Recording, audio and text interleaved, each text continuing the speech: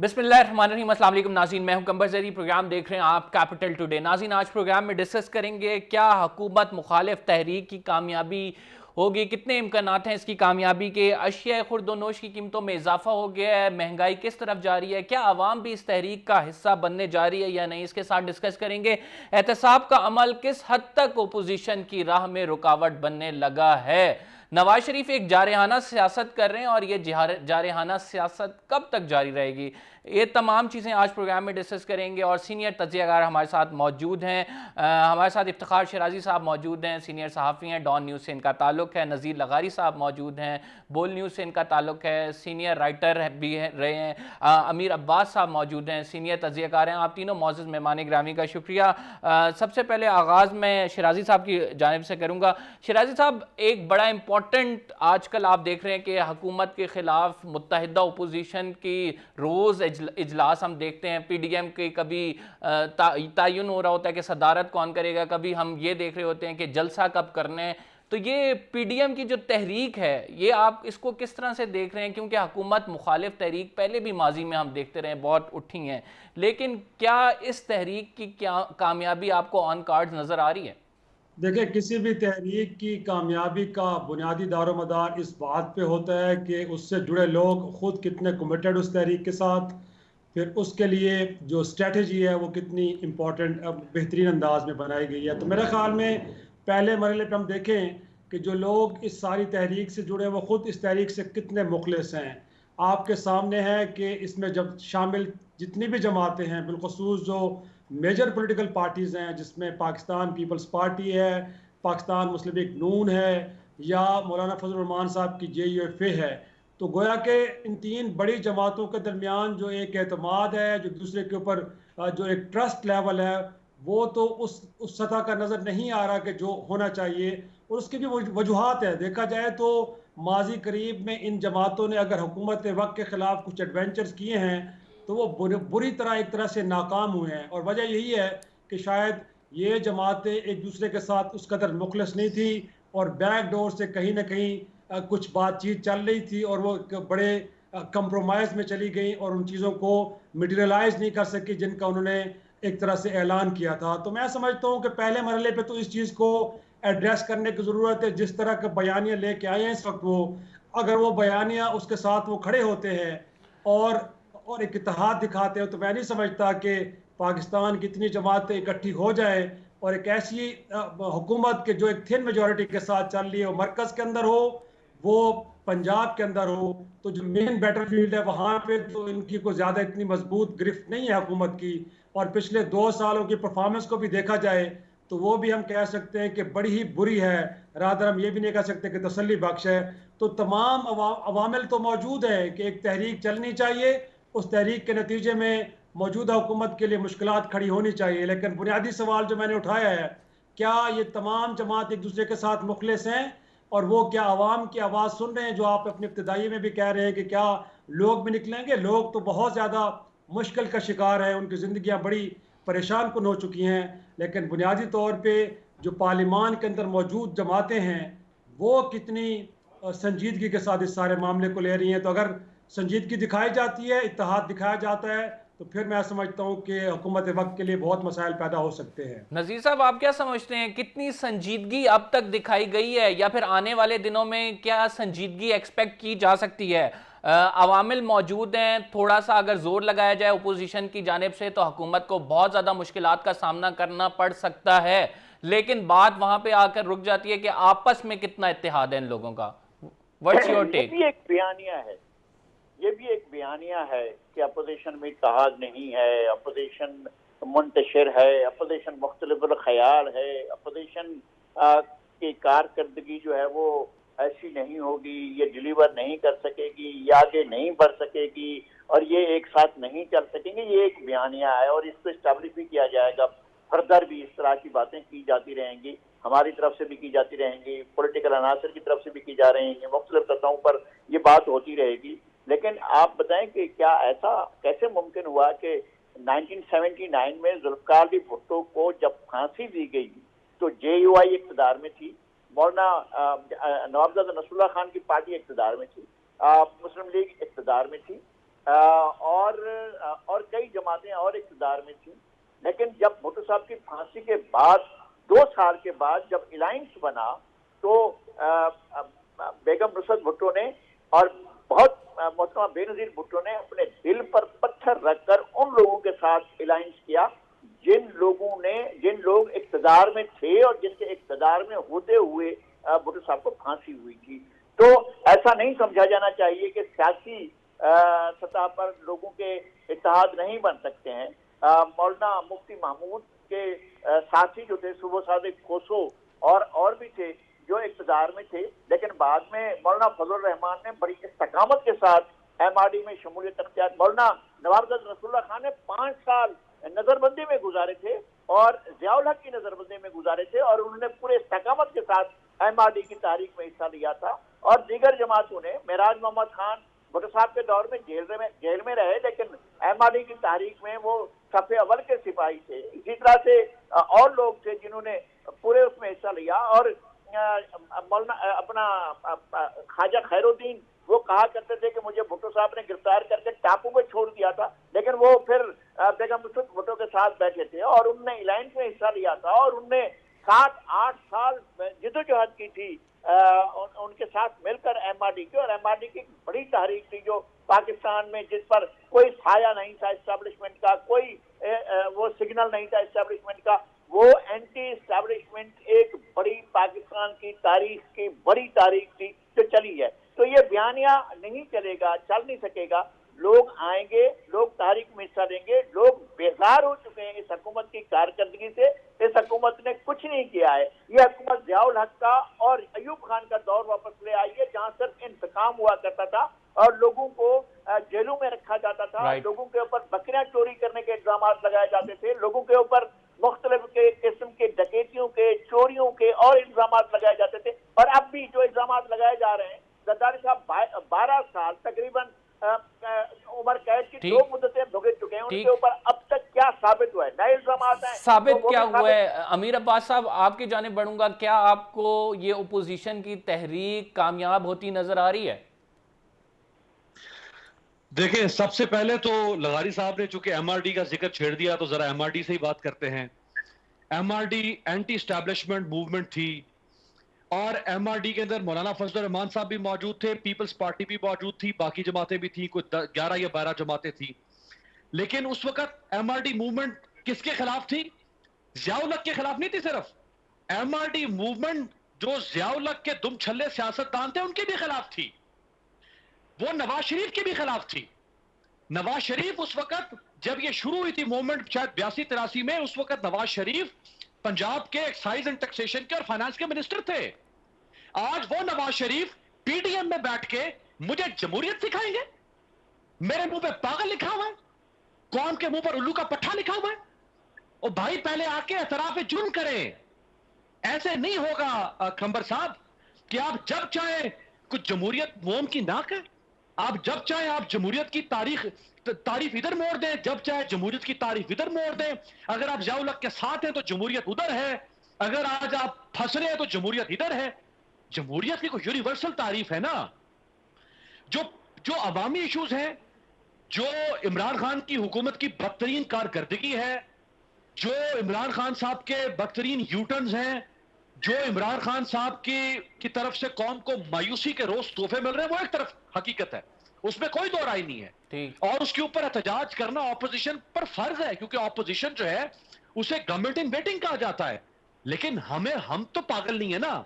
कुछ सादा लोग पाकिस्तानी जो है उनको तो पागल बनाया जा सकता है कि इनको इमरान खान की बदतरीन कारकर्दगी के तो मरोड़ नहीं उठ रहे पेट में, इनको तो मरोड़ कुछ और उठ रहे हैं। तो हमें तो पता है, कम से कम हम तो नहीं ये कौम को कह सकते कि हाँ जी ये कारकर्दगी, बदतरीन कारकर्दगी की वजह से ये सड़कों पर निकलना चाहते हैं। ऐसा तो नहीं है। ये तो सामने इमरान खान की कारकर्दगी है ना, पीछे मकसद जो है वो तो सबको वाज़े आया है। ठीक, अमीर अब्बास साहब एक छोटा सा ब्रेक लेना है। We will be right back after this short break और फिर इस पर डिस्कशन करेंगे कि आवाम जो महंगाई से तंग आई हुई है या हुकूमत की परफॉर्मेंस के हवाले से मुतमईन नहीं है, वो किस हद तक इस तहरीक का साथ देगी। आप कहीं मत जाइएगा।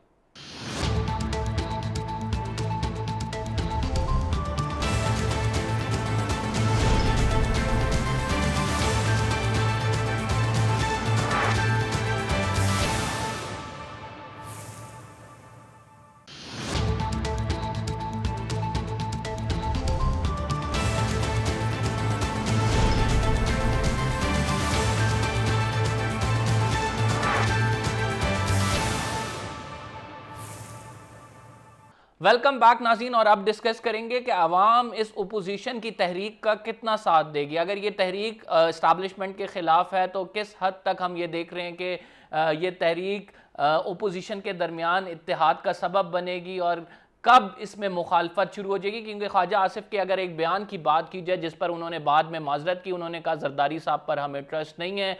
ये पीपल्स पार्टी और PMLN के ट्रस्ट का इशू आज का नहीं है, ये पुराना है, जिसमें मुख्तलिफ जो अगर रिसेंट इशूज़ की बात की जाए, बलूचिस्तान की हुकूमत का इशू है, सेनेट इंतखाबात का इशू है, तो ये 3-4 इश्यूज जो हैं वो रिसेंटली हम आपको बता सकते हैं जिनमें इन पार्टीज के दरमियान ट्रस्ट डेफिसिट मौजूद है। लेकिन अब चूंकि ये कंबाइन है, नवाज शरीफ साहब ने खुलकर कहा कि मैं इस स्टेटमेंट को ख्वाजा आसिफ ने दिया मुझे नहीं मालूम, लेकिन हम जरदारी साहब के साथ चलेंगे। इफ्तिखार शिराजी साहब, आपकी जानिब आऊंगा। ये जो मुस्लिम लीग नून और पीपल्स पार्टी की आंख मचोली हम देखते थे, लेकिन अब वो भाईचारे में तब्दील हो गई है, ये कब तक के लिए? देखें, जब तक मफादात जुड़े एक दूसरे के साथ तब तक तो जाहिर सी बात है मजबूरी है, क्योंकि ये एक फोर्स्ड मैरिज है, ये ज़बरदस्ती की शादी है। और ये ज़बरदस्ती की शादी उस वक्त तक चलती है कि जब मफादात एक तरह के हों, और जब वो मफादात पूरे हो जाते हैं या किसी एक फरीक को लगता है कि उसके मफादात के ऊपर कोई ज़रब पड़ रही है, तो यकीनी तौर पर फिर वो राहें जुदा कर लेते हैं। और हमने देखा है कि ये वही जमातें थी कि जब 2008 का इलेक्शन हुआ तो ये हमें एक दूसरे के साथ शरीक इक़्तिदार नजर आई। गोया कि नून लीग के लोग पीपल्स पार्टी की काबीना के अंदर मौजूद थे, आपको याद होगा यूसुफ गिलानी काबीना का हिस्सा थे, लेकिन वो देर तक नहीं चला मामला। कुछ ही देर बाद हमने देखा कि राहें जुदा हो गई। और अब भी सूरत हाल ऐसी है, आप तो कह रहे हैं ना कि अवाम तो मेरे ख्याल में इस पाकिस्तान में पिछले 70 बरस में पिस रहे हैं बुरी तरह, लेकिन अवाम की बात कौन करता है। एक इमरान खान साहब एक नई होप थे और हम कह रहे थे कि शायद तब्दीली आ रही है, स्टेटस को तोड़ने आ रहे हैं, लेकिन बड़े अफसोस से कहना पड़ता है कि वो भी कहीं ना कहीं हमें लगता है कि स्टेटस को का हिस्सा बन गए हैं। और इस बुरी तरीके से बन गए हैं कि अब वो फैसले हो रहे हैं कि जहां पहले जमहूरी हुकूमतें कुछ प्रेशर फील किया करती थी, लेकिन अब 3 माह बाद, 4 माह बाद, 6 माह बाद बिजली की, गैस की कीमतें बढ़ाई जाती हैं और हुकूमत वक्त के माथे पे किसी किस्म के हमें शिकन नजर नहीं आते, कोई परेशानी के आसार नजर नहीं आते। तो ये जो जमातें जिनका आप जिक्र कर रहे हैं, ये तो पहले ही स्टेटस को की पैदावार हैं और स्टेटस को के साथ जुड़ी हुई हैं। तो मैं नहीं समझता कि ये अवाम के लिए बाहर निकलेंगे। इस वक्त जो इनकी आर्म ट्विस्टिंग हो रही है, जब इनके बाजू मरोड़े जा रहे हैं, ये अपने आप को बचाने के लिए कोशिश तो जरूर कर रहे हैं। और अगर आप समझते हैं कि इसके नतीजे में कुछ अवाम के लिए बेहतर होगा तो वो हरगिज नहीं होगा। लगारी साहब, बात कर रहे हैं, बिल्कुल इसमें कोई शक नहीं है कि पीपल्स पार्टी इस वक्त बिल्कुल उस तरह की सूरत हाल का शिकार नहीं है जिस तरह की सूरत हाल का शिकार मुस्लिम लीग नून है। ना तो वो मरकज में है, ना पंजाब में हुकूमत उसके हाथ में है। उसके मुकाबले पीपल्स पार्टी भारत सिंध के अंदर 12वें-13वें साल में हुकूमत कर रही है, उनके स्टेक्स हैं, तो वो उस तरह का खुद कुछ हमला करने के मूड में नहीं है जिस तरह का मियां नवाज शरीफ साहब या पाकिस्तान मुस्लिम लीग नून या बिल्कुल आप सही बात कर रहे हैं। मैं समझता हूं कि इतनी एक्सट्रीम पोजीशन को नहीं लेगी। लगारी साहब, मैं आपकी जानिब आऊंगा। लगारी साहब, मुझे ये बताइए कि आप क्या समझते हैं, आप क्या समझते हैं कि अगर मुस्लिम लीग नून और पीपल्स पार्टी का ये इत्तेहाद जारी रहता है और मौलाना फजलुर रहमान का भी जारहाना रवैया नवाज शरीफ की तरह हुकूमत के साथ और इदारों के साथ जारी रहता है, तो ये ना सिर्फ हुकूमत बल्कि इदारों के लिए भी मुश्किलात का सबब बन सकता है? नहीं, इदारों के लिए तो मुश्किलात का सबब बनने की बात समझ में नहीं आती है कि किसी के लिए क्या वो होगा। यही पार्टियां इक़्तिदार में रही हैं, यही पार्टियां इस्टेब्लिशमेंट का हिस्सा रही हैं, यही पार्टियां इस्टेब्लिशमेंट के साथ मिलकर काम कर चुके हैं। आप देखें, इस्टेब्लिशमेंट में भी मूड्स होते हैं, इस्टेब्लिशमेंट में भी एक वक्त होता है कि एक वक्त में इस्टेब्लिशमेंट एक साथ चल रही होती है, फिर उस वक्त उस जगह पर नहीं रहती, मुख्तलिफ पेज होते हैं। जब जनरल मुशर्रफ के खिलाफ तारीख चल रही थी तो सिविल जज, सीनियर सिविल जज, एडिशनल सेशन जज, हाई कोर्ट के जज और सुप्रीम कोर्ट के जज रात को 12-1 बजे तक खड़े होते थे कि माजूल चीफ जस्टिस आएंगे, उनको वेलकम किया जाएगा। तो आपका ख्याल है कि ये अचानक जो है वो ये सारी सूरत हाल पैदा हुई? पाकिस्तान की मुक्तदरा के अंदर इस तरह के मनाजिर हमने देखे हैं माजी में, एक दफा नहीं। वो कौन सी चीज थी जिसने अयूब खान को कहा कि आप इक़्तिदार से हट जाओ? वो कौन सी चीज थी जिसने याया खान को कहा कि इक़्तिदार से हट जाओ? वो कौन सी चीज थी जिसने ज़ियाउल हक को कहा कि जी आप इक़्तिदार से हट जाओ? वो कौन सी चीज थी जिसने मुशर्रफ से कहा कि आप इक़्तिदार में हट जाओ? तो एक पेज पर रहना इस एस्टैब्लिशमेंट की हैयत मुक़्तदरा का, एक पेज पर रहने के बाद जो है वो नहीं, कभी नवाज शरीफ को लेकर आते रहे और कभी बेनजीर आती रही और कभी अब इमरान खान आ गए हैं। तो आपका क्या ख्याल है कि ये इमरान खान जो है ये पेज पर हमेशा रहेंगे इसी तरह से? नहीं होता है। जब एक ताकत के मराकज़ को तय करते हैं तो फिर वो चीजें होने लगती हैं।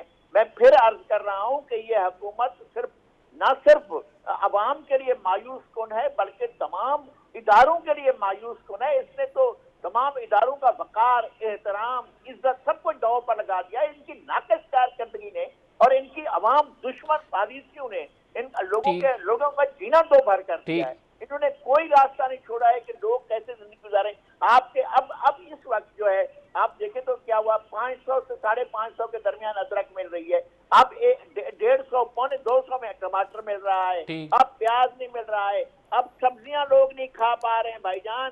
जो गोश्त का भाव होता था उससे ज्यादा भाव में सब्जियां मिल रही हैं। लोगों की आमदनी नहीं है, लोग बेरोजगार। राइट, बिल्कुल आप सही कह रहे हैं लगारी साहब।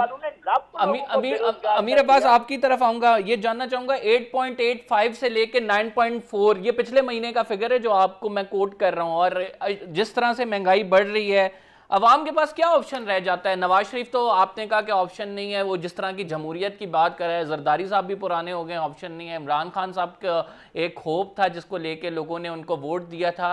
अगर इमरान खान नहीं तो ये महंगाई आखिर किसने कम करनी है? अच्छा, मैंने ये कतई नहीं कहा कि नवाज शरीफ साहब और जरदारी साहब ऑप्शन नहीं है। मैंने सिर्फ ये कहा कि अगर वो उसूल पसंदी और जमहूरियत की बात करते हैं तो सबसे पहले वो कौम के सामने एतराफ़ जुर्म करें, दोनों कान पकड़े अपने कौम के सामने, कहें कि हाँ हम थे जिम्मेदार, हमारी वजह से एस्टैब्लिशमेंट ये हरकतें करती रही है, लिहाजा हम अपने गुनाहों की माफी मांगते हैं, कौम हमें माफ कर दे, आइंदा हम नहीं करेंगे। फिर तो हम इनकी कहा सुना माफ कर सकते हैं। एक बात, जहां तक इमरान खान साहब की कारकर्दगी, जैसे शराई साहब ने और लगारी साहब ने फरमाया, देखिए कारकर्दगी पर तो इंतहाई सवालिया निशान है। और सबसे जो खौफनाक और खतरनाक बात इमरान खान साहब के लिए है वो ये है कि वो एक टिपिकल थर्ड वर्ल्ड पॉलिटिशियन बनते चले जा रहे हैं। ये जो महंगाई है या कोई होल्डिंग हो रही है किसी जगह पे या कहीं किल्लत हो गई है, ये चीजें ठीक हो सकती हैं, ये शायद ठीक हो भी जाएं, लेकिन जो ज्यादा तकलीफ दे चीज है वो ये है कि वो इमरान खान जो ये कहता था कि मैं रिवायती सियासतदानों की तरह नहीं सियासत करूंगा, मैं गैर रिवायती सियासतदान बनकर सामने आऊंगा, मेरा तर्ज हुक्मरानी गैर रिवायती होगा, मेरा तर्ज सियासत गैर रिवायती होगा, मेरे अंदाज गैर रिवायती होंगे। सबसे बड़ी अलमिया यह है कि ये सब कुछ रिवायती हो रहा है, कुछ गैर रिवायती नहीं है इमरान खान साहब के बारे में। अभी आप देख लें, जैसे ये आसिम सलीम बाजवा साहब का मसला है, भाई ऑपोजिशन, इलेक्टेड ऑपोजिशन है ना, जैसे ये इलेक्टेड है इमरान खान साहब, तो ऑपोजिशन सारी कह रही है कि भाई आप इसके ऊपर खामोश क्यों हैं, इमरान खान साहब के ऊपर। मीडिया में आवाज आई है और 10 जगहों से, लेकिन जो इमरान खान खुद ये उसूल कौम के सामने रखता रहा कि अगर किसी पब्लिक ऑफिस होल्डर के ऊपर इल्जाम लगे उसके दामन पर, तो उसको साइड पे हो जाना चाहिए जब तक वो अपनी इनोसेंस प्रूफ ना कर दे। लेकिन उन्होंने बंद कमरे में बैठ के कह दिया कि जी, बाजवा साहब ने कहा जी मैंने कुछ नहीं किया, उन्होंने कहा आपने कुछ नहीं किया, बहुत अच्छी बात है जी, ठीक है आप वापस चले जाएं। भाई आप जज हैं, आप ज्यूरी हैं, आप इन्वेस्टिगेटर हैं, आप प्रोसिक्यूटर इमरान खान साहब, आप कौन है, कैसे आप ये कर सकते थे? लिहाजा कोई एक मिसाल है कंबर जिसके ऊपर हम इमरान खान साहब को बताया कि ये मायूस जहां पे इन्होंने कौम को किया है, और 2 साल गुजर गए, तीसरा साल अब शुरू हो चुका हुआ है। जिस तरह वक्त गुजरता जा रहा है, इमरान खान साहब जो स्टेटस को की दलदल है उसमें धंसते चले जा रहे हैं। और आप देखेंगे कि 3 साल जब बाकी गुजर जाएगा अरसा, आपको इमरान खान साहब में, नवाज शरीफ साहब में, जरदारी साहब में कोई फर्क नहीं, ये सिक्के का दूसरा रुख जो होता है ये उस तरह से हो जाए। ठीक हो गया। हम नाज़रीन एक छोटे से ब्रेक पे जा रहे हैं, we will be right back after this short break. फिर डिस्कस करेंगे कि पीडीएम ने जो अपना एक्शन प्लान दिया है उसमें एक ऑप्शन रखी है इस्तीफ़ों की। क्या पाकिस्तान पीपल्स पार्टी, जिनके पास एक सिंध की भी हुकूमत है, वो इस्तीफ़ों के मामले पर जो है मौलाना फजलुर रहमान के साथ इत्तेहाद करेगी? और ये ऑप्शन पहले भी दी गई थी, लेकिन हमने देखा मौलाना फजलुर रहमान ने जो धरना दिया, फिर वो रैबर कमेटी बनी तो वो मानी नहीं गई। अब क्या मान जाएंगे या नहीं?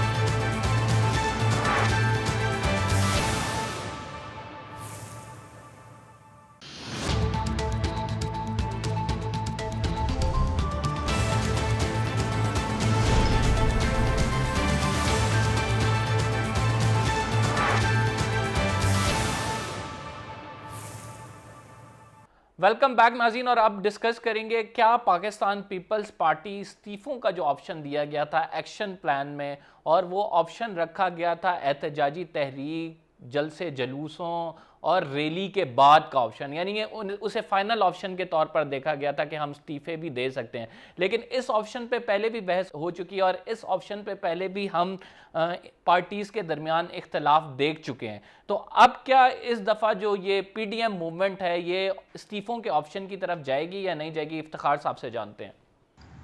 मेरा ख्याल में तो मुझे नहीं लगता, अगर ये इस्तीफे देने होते या इस पार्लिमान का हिस्सा बनना होता तो 2018 के इलेक्शन के बाद मौलाना फजल रहमान ने शायद यही तजवीज़ दी थी कि बेहतर ये होगा कि अगर हम कह रहे हैं कि ये दाखिली ज़द इंतखाबात हैं तो इस पार्लिमान का हिस्सा नहीं बनना चाहिए। लेकिन उसके मुकाबले में आपने देखा कि न सिर्फ पीपल्स पार्टी और नून लीग इस पार्लिमान का हिस्सा बने, बल्कि इनिशियली उन्होंने इमरान खान साहब की तरफ दोस्ती का हाथ भी बढ़ाया। और दूसरा मुझे लगता है कि 2014 में इमरान खान की तहरीक इंसाफ ने भी इस्तीफे दिए थे, लेकिन आप ये ज़रूर जानने की कोशिश करें पाकिस्तान मुस्लिम लीग नून से कि वो कौन सी ताकतें थी जिन्होंने आपको मना किया था कि इस्तीफे कबूल नहीं करने। अगर से लोग इनफरादी हैसियत में स्पीकर के सामने भी पेश हुए थे और उन्होंने इस बात का एतराफ़ किया था कि उस पार्लिमान का हिस्सा नहीं रहना चाहते, लेकिन उसके बावजूद भी वो इस्तीफे कबूल नहीं किए गए थे।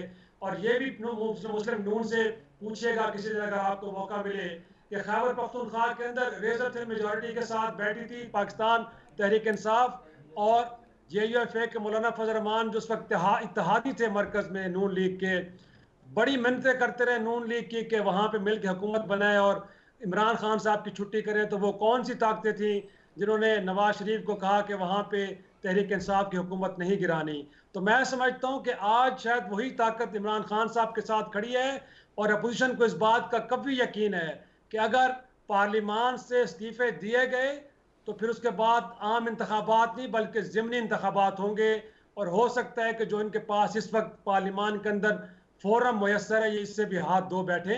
तो मैं नहीं समझता कि इतनी एक्सट्रीम तक जाएगी ये जमातें। और वो जिस तरह अमीर अब्बास भी कह रहे हैं कि वो जमातें कि जिनका बहरहाल कहीं ना कहीं इसी स्टेटस को के साथ वास्ता है, जुड़ा है, इसी की पैदावार हैं, ये कोई इनकलाबी जमातें नहीं हैं। और मोर इम्पोर्टेंटली तहरीक पाकिस्तान पीपल्स पार्टी तो सिंध में शरीक इक़्तिदार में बैठी हुई है, उनको तो कहीं ना कहीं बिल्कुल केक में से बिल्कुल हिस्सा मिला हुआ है। यही क्वेश्चन मैंने वो जमात इनिशियल शुरू में रखा नहीं था। ले सकती। लगारी साहब, क्या पाकिस्तान पीपल्स पार्टी जो कि अपीरेंटली नजर आ रहा है उनके किसी तौर भी हक में नहीं है कि वो इस्तीफे दें, इस तरफ जा सकती है अगर हम देखें कि बहुत ज़्यादा हालात कशीदा हो जाए, या फिर एक मूवमेंट अपने एक्सट्रीम पे पहुंच गई है और वो देख रही है कि थोड़े से धक्के के बाद ये जो है हम अपने हदफ को कामयाबी से हासिल कर लेंगे? तो आप समझते हैं कि इस ऑप्शन पे भी गौर किया जा सकता है? देखिए, पीपल्स पार्टी के गुज़श्ता 30 साल से ज्यादा अरसे की तारीख तो ये है कि वो इलेक्शन का ऑप्शन कभी छोड़ते नहीं है। उनको शायद पीपल्स पार्टी की लीडरशिप में बहुत से लोग ऐसे अब भी हैं जो कहते हैं कि हमें 85 के गैर जमाती इलेक्शन की बस को मिस नहीं करना चाहिए था। ऐसे लोग अब भी हैं जो इस तरह की बात करते हैं। तो पार्लियामेंट के फोरम को छोड़ देना, मुझे नहीं लगता है कि पाकिस्तान पीपल्स पार्टी यह रास्ता अख्तियार करेगी, और ना ही मेरा इस बारे में गुमान है कि पाकिस्तान मुस्लिम लीग ये रास्ता अख्तियार करेगी। लेकिन मैं ये कहता हूँ कि हमें ये देखना होगा कि क्या इसी पेज पर, जो पेज एक अरसे से चल रहा है, ताकत के मराकज इसी पेज पर रहते हैं? पहली बात, क्या ये ताकत के मराकज की मर्जी और मंशा से हो रहा है जो कुछ पाकिस्तान में हो रहा है? ये जो महंगाई हो रही है, जो लोगों की खाल उतारी जा रही है, जिस तरह से अभी शराइत आ रही हैं IMF की, लोगों की पेंशन खत्म हो जाएगी, सालाना जो उनको वो तरक्की मिलती थी, क्या होता था, जो उनकी तनख्वाहों में जो मामूली इजाफा होता था वो नहीं होगा, लोगों की पेंशन नहीं होगी, लोगों को प्रोविडेंट फंड नहीं मिलेगा। ये डिक्टेशन लेने वाले हैं कि क्या इस सारी सूरत हाल को पाकिस्तान की ताकत के मराकज ओन कर लेंगे और क्या ये सारी बातें जो हिमाकतें हो रही हैं हुकूमत की तरफ से, ये कि सारी की सारी इस इतने बड़े बोझ को क्या हमारे जो अहम मराकज़ हैं वो इस लोड को उठा सकते हैं जो लोड आ जा रहा है, और फिर लोगों का रुख जो है वो नहीं रहता है हुकूमत। ये एक नवाज शरीफ ने इशारा किया है, लेकिन मैं नहीं समझता हूँ कि इस वक्त जो है वो सब कुछ उनकी मर्जी से हो रहा है, जो ताकत के अहम मराकज़ हैं। मैं समझता हूँ कि ये हुकूमत की अपनी गलतियां हैं, अपनी हिमाकतें हैं, जो गलत पॉलिसी अख्तियार की जा रही है, और नवाब कालाबाग का और अयूब खान का और ज़ियाउल हक का दौर वापस लाया गया इंतकाम की सूरत में, खतरनाक इंतकाम की सूरत में। मैं ये कहता हूँ कि ये परवान नहीं करेगा ये सारा कुछ। जब उन्होंने अयूब खान का बर्दाश्त नहीं किया था ताकत के मराकज़ ने, जब ज़ियाउल हक का बर्दाश्त नहीं किया था कि जब इंतकाम हद से बढ़ गया था, तो उन्होंने भी एक तरफ होकर मुशर्रफ के साथ यार एक तरफ खड़े हो गए थे। उन्होंने नहीं साथ दिया था मुशर्रफ का ताकत के मराकज़ ने, और मुशर्रफ को अकेले तौर पर वो कह रहे थे वर्दी मेरी खाल है, वो नहीं रही थी खाल उनकी। मैं ये कहता हूँ कि ये जो इमरान खान साहब हैं, अगर वो ये समझ रहे हैं कि पाकिस्तान की ताकत के मराकज़ उनके बेदाम गुलाम हैं और उनके साथ चलते रहेंगे, तो मुझे ऐसा नहीं लग रहा है। वो पाकिस्तान की इस तरह से जो खुदा ना खास्ता तबाही हो रही है वो नहीं देख सकते हैं, नहीं देख सकते। ठीक, अमीर आप क्या समझते हैं? एक तो मुझे इस पे अपना इनपुट दें कि नवाज शरीफ की ये जो जारहाना सियासत है, जिस तरह से उन्होंने एक आप कह सकते हैं कि जारहाना रवैया अपनाया हुआ है, तकरीर अगर की जाए, पार्टी पॉलिसी अगर देखी जाए, नोटिफिकेशंस अगर देखे जाएं जो रिसेंटली जारी हुए हैं, ये कब तक जारी रहेगी? दूसरा, इस्तीफ़ों के मामले में आप क्या समझते हैं, आपकी क्या राय है? देखिए, नवाज शरीफ साहब के सामने कोई ऑप्शन नहीं है अपने केसेस से जान छुड़वाने के लिए। एक तो बात बड़ी वाज़ेह हो जानी चाहिए कि ये सारी जो ऑपोजिशन की तहरीक है ये एहतसाब के गिर्द है। इसका कोई लेना देना नहीं है अवाम के इश्यूज के साथ, इसका कोई लेना देना नहीं है अवाम की फलाह बहबूद के साथ, इसका कोई लेना देना नहीं है जमहूरियत के साथ।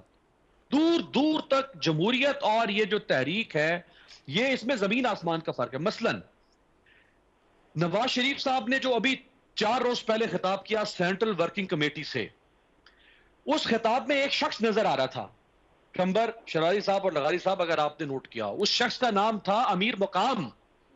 ये वो अमीर मुकाम था जो परवेज मुशर्रफ साहब का साथ तुम छल्ले सियासतदानों में शामिल था। उसको पार्टी का फेस बना के जमहूरियत का लेक्चर दे रहे हैं। Charity begins at home. कोई आमिर, कोई डिक्टेटर वो सियासतदानों की मुआवनत के बगैर कुछ नहीं कर सकता, बाल बीका नहीं कर सकता किसी का। ये सियासतदान होते हैं जो इनके आलाकार बनते हैं। सारी कौफ लीग को परवेज मुशर्रफ की उठा के, वो कौफ लीग जिसने परवेज मुशर्रफ के इक़्तिदार को दबाम बख्शा, ये तोहफे देता था। ये आज भी कहता है ये अमीर मुकाम के नवाज शरीफ मेरा कायदा, परवेज मुशर्रफ मेरा भाई है। भाई पहले आप उस अमीर मुकाम को तो अपनी पार्टी से बाहर निकाले ना। हम तो आपकी जमहूरियत में फरेफ्ता होने को हम तो चाहते थे कि खुदारा कोई इस मुल्क में जमहूरियत पसंद और उसूल पसंद आए, लेकिन hypocrisy in the name of democracy नहीं चल सकती है। मुफाक परस्ती, उसूल पसंदी के नाम पर वो सौदा नहीं बिकेगा। आप बिठाएं उन लोगों को साथ, ज़ैद हामिद, दानियाल अजीज, मारवी मेमन, ये खुसरो बख्तियार, ये उमर अयूब, आज माशाल्लाह कुछ इमरान खान साहब के साथ हैं और ये सारे इनके साथ थे।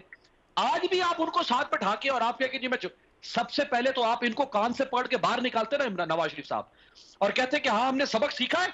उसकी दलील ये है, जो सबक हमने सीखा है उसकी दलील ये है कि मैं इन सब लोगों को निकाल रहा हूं बाहर जिन्होंने परवेज मुशर्रफ के इक़्तिदार को दबाम। 2006 में वॉइस ऑफ अमेरिका को इंटरव्यू दिया नवाज शरीफ साहब ने। उस इंटरव्यू में फैज रहमान साहब वॉइस ऑफ अमेरिका की तरफ से उन्होंने इंटरव्यू लिया। उन्होंने पूछा कि जब आप वापस जाएंगे पाकिस्तान 2007 के इलेक्शन में, तो क्या आप उन लोगों को शामिल कर लेंगे जो परवेज मुशर्रफ के साथ थे? दो टोक नवाज शरीफ ने कहा कि यह सवाल ही पैदा नहीं होता मैं उन लोगों को अपने साथ शामिल करूं जो नवाज शरीफ के साथ थे। 2013 में जब इक़्तिदार चाहिए था नवाज शरीफ को, सबको शामिल कर लिया। यार हम पागल हैं, हम पागल हैं, हम आपके पीछे कुछ सर पर सजूद हो जाए। जब आप कयाम के लिए खड़े हो जाए हम कयाम कर लें, आप सजदे में चले जाए हम सजदे में चले जाए, आप रुकू में चले जाए हम रुकू में चले जाए। कोई एक वक्त होता है ना आपके ऊपर एतमाद करने का, जब 2005 या अमीर, 6 ये बड़ा में वैलिड इन्होंने क्वेश्चन लंदन में है कि मुलाकात यही की। इनकलाबी नवाज एक शरीफ comment। जब हुकूमत में आता है तो इसका सारा इनकलाब जो है वो उस तरह से नहीं रहता, ख़त्म हो जाता है। और जब ये ओपोजिशन का हिस्सा बनते हैं, और ओपोजिशन का हिस्सा तब बनते हैं यानी यहाँ से मुल्क से बाहर बैठे हुए हैं, तो ये सारी इनकलाबी तहरीक याद आ रही है। वो भी टाइम था जब मैं, आप और दीगर हमारे साफ़ी भाई ये क्वेश्चन उठाते थे कि मरीम नवाज़ का ट्विटर क्यों खामोश है, नवाज शरीफ की जानिब से कोई बयान क्यों नहीं आ रहा था, प्लेटलेट्स कम थे। तो ये तो मफादात की सियासत तो इससे वाज़े है। जी बिल्कुल वाज़ेह है।